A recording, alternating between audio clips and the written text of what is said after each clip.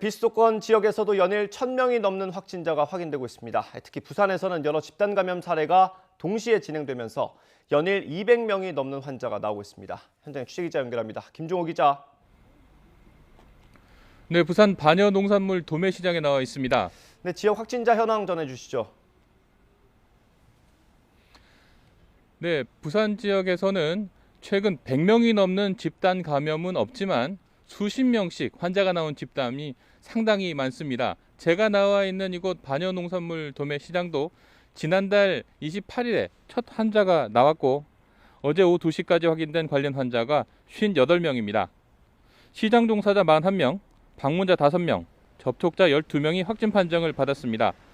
애초 부산시는 시장 종사자 중심으로 진단검사를 진행했습니다. 그런데 시장이라는 공간이 불특정 다수가 오가고 거래 기록이 남지 않은 경우가 많다 보니 부산시가 동선을 공개하고 다녀간 시민들에게 진단검사를 독려했더니 여기서도 감염이 확인됐습니다.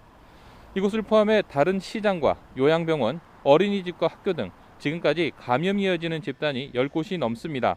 이런 추세가 이어지면서 지난 금요일 하루 부산에서는 처음으로 200명이 넘는 환자가 확인됐고 어제는 207명으로 역대 최다 환자가 나왔습니다.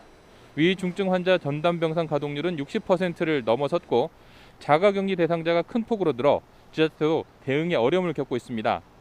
이어 충남 174, 대전 141명 등 어제 100명이 넘는 환자가 나온 비수도권 광역자치단체가 6곳입니다. 어제 비수도권은 코로나19 국내 발생에서 24.7%를 차지했습니다. 이런 가운데 비수도권도 내일부터 일부 방역수칙이 강화됩니다. 수도권이 6명까지로 사적 모임 인원이 제한되는데 비수도권은 8명까지로 이 부분이 다르지만 방역 패스 확대 등 다른 부분은 같습니다.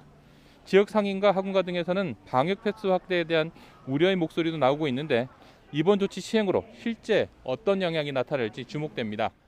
지금까지 부산 반여 농산물 도매시장에서 YTN 김종호입니다.